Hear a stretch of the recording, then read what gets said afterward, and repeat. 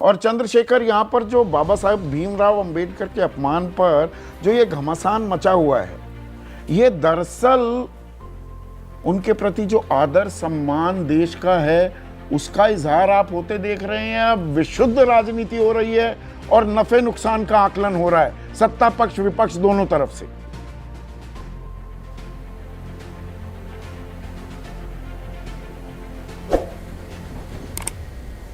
तो अभी तो मैं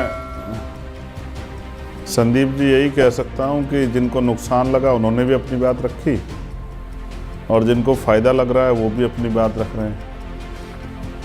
सवाल ये है कि सम्मान क्या उनकी तस्वीरों का है या उनके विचारों का भी सम्मान है।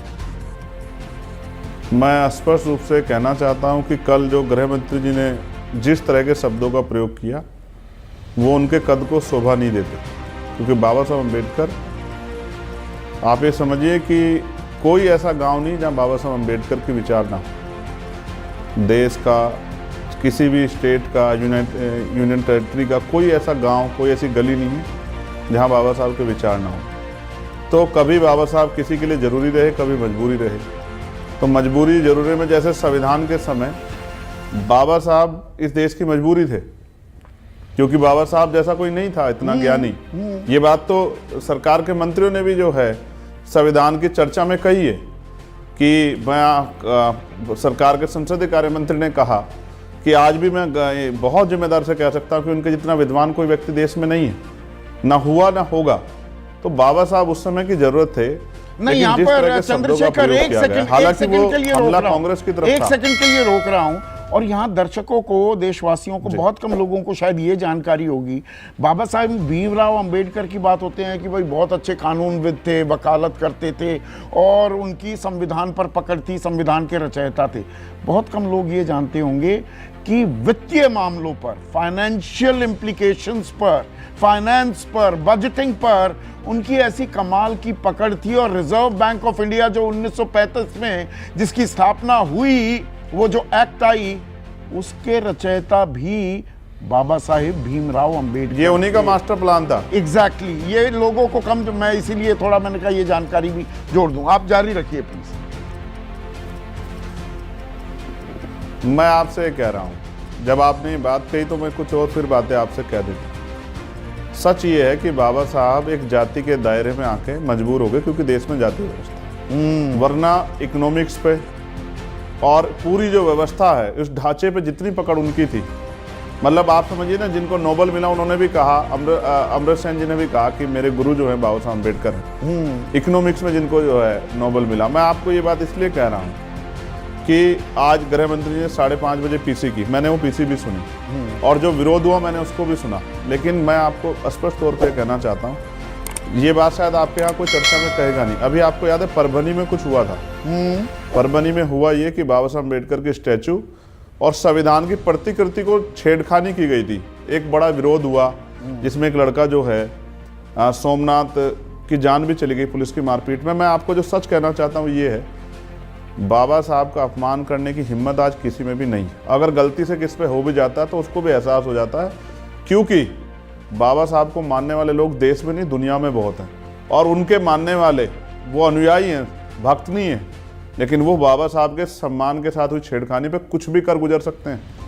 आज अगर देश में कहीं बाबा साहब की स्टैचू पे अगर स्टैचू के साथ छेड़खानी हो जाती है तो पूरे प्रशासन में हड़कंप मच जाता है, क्योंकि हमारे लोग सब कुछ बर्दाश्त कर सकते हैं, लेकिन अपने मुक्तिदाता का, हो सकता है अमित शाह जी के लिए, भाजपा के लिए बाबा साहब जो हैं वो पूजनीय हों या ना हो, या वो पूजते हों या उनके विचारों पर चलने की बात करते हो, या उनको भगवान मानते हो नहीं मानते हो, लेकिन इस देश के करोड़ों शोषितों, वंचितों, महिलाओं के लिए वो मुक्तिदाता हैं। और मेरे लिए इवन एडवोकेट चंद्रशेखर आज़ाद अगर मेंबर ऑफ पार्लियामेंट है तो डॉक्टर बाबा साहब अम्बेडकर के संविधान की वजह से हैं। अगर इंदिरा गांधी जी प्राइम मिनिस्टर बनी महिला होने के बाद तो बाबा साहब अम्बेडकर के संविधान की वजह से बनी। उनको आप किसी भी तरह से कोशिश करके देश से अलग नहीं कर सकते हैं। उनके विचार, उनका समर्पण, उनका सहयोग, उनका योगदान वो देश में हमेशा रहेगा। बाबा साहब सदैव थे, सदैव हैं और सदैव रहेंगे। कांग्रेस नहीं रही सत्ता में, उनका भाजपा भी नहीं रहेगी, हुआ, लेकिन चंद्रशेखर आजाद। और 1990 में देश को याद आई थी जी कि भारत रत्न दिया जाना चाहिए। और 90 के दशक में आपके आने से पहले मैं एक वाजपेयी से यही पूछ रहा था कि अभी तो बाबा साहेब भीमराव अंबेडकर की कसीदे पढ़े जा रहे हैं, 90 के दशक में किताबें भी छप रही थी, वर्शिपिंग फॉल्स गॉड, और वो किताब किस पर थी? बाबा साहेब भीमराव अंबेडकर। दो चीजें मुझे बतानी है संदीप भाई। पहली चीज ये कि आपने कहा कि बहुत लंबा समय लग गया, मैं भी सुन रहा था आपकी डिबेट को, भारत रत्न देने में, जबकि उस समय के तत्कालिक जो उससे पहले पूर्व प्राइम मिनिस्टर थे उन्होंने खुद को दिया। आपने नेहरू जी का, इंदिरा जी का जिक्र किया, मैं उनका भी सम्मान करता हूँ। ये बात सही है कि बहुत समय लगी बाबा साहब अम्बेडकर को पहचानने में, या उनके कद की, उनका जो कद था उसको ध्यान में रख के उनके प्रति समर्पण पे, और ये हुआ एक समय पे आके, ये हुआ भी। लेकिन आपको याद है कि बाबा साहब की शव यात्रा भी निकाली गई उनके जीते जी? कहीं आप वो भूल तो नहीं रहे? नहीं, अच्छा किया आपने बाबा ये साहब याद के दिलाया। जीते जी उनकी शव यात्रा आरएसएस के लोगों ने निकाली। ये भी भूलने का विषय नहीं है। बाबा साहब सबके लिए, बाबा साहब जब अपने लोगों की बात करते थे, बाबा साहब महिलाओं की बात करते थे, उन्होंने हिंदू कोड बिल में इस्तीफा भी दिया। मैं कांग्रेस को प्रोटेक्ट करने के लिए, डिफेंस करने के लिए नहीं बैठा हूं आपके चैनल पे संदीप भाई, स्पष्ट है। जिसने जो कहा, आज जो सरकार के मंत्रियों को जो मौका मिला है वो कांग्रेस के कर्मों की वजह से मिला है। जो कांग्रेस ने किया वो उसी को कह रहे हैं। हाँ। मंत्रिमंडल से इस्तीफा देना पड़ा, और नेहरू जी ने कहा कि राजा जी के नकारा नाम से नहीं फर्क जा पड़ता सकता, है। बिल्कुल। क्या नाम, बाबा साहब के जान से फर्क नहीं पड़ता, उनको नकारा नहीं जा सकता, ये फैक्ट है। लेकिन आज जो हो रहा है, 2 दिन पहले पार्लियामेंट में कहा गया कि भाई संविधान पे चर्चा करा रहे हैं, और मैंने, आपको याद होगा, मैंने पार्लियामेंट में जब मुझे बोलने का मौका मिला, मैंने सबसे पहली बात ये कही कि आप कह रहे हैं, सब सारे नेता बोल रहे हैं, बड़े बड़े नेता, मंत्री, सब हिंदुस्तान वर्ड का यूज कर रहे हैं, लेकिन कॉन्स्टिट्यूशन पे डिबेट कर रहे हैं आप 70 साल गौरवशाली यात्रा पे, 75 साल की। लेकिन फर्स्ट जो चैप्टर है भाग 1, वो तो कहता है India that is Bharat, India that is Bharat. फिर आप एंटी कॉन्स्टिट्यूशनल वर्ड का क्यों प्रयोग कर रहे हैं बार बार हिंदुस्तान? तो सरकार के मंत्रियों ने बोला, विपक्ष के नेताओं ने बोला, तो जब आप पार्लियामेंट में संविधान पे चर्चा कर रहे हैं तो आप उस वर्ड का यूज भी नहीं कर रहे हैं। नहीं, बहुत ही अहम बात आपने कही और वक्त निकाला।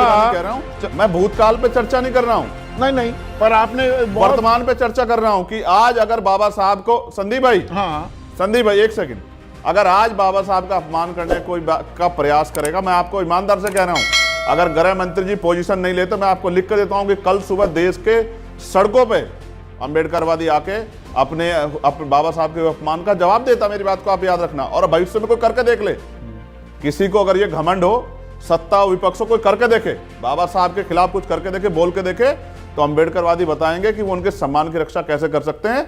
वो सरकार और विपक्ष के अधीन नहीं है। बहुत बहुत शुक्रिया चंद्रशेखर।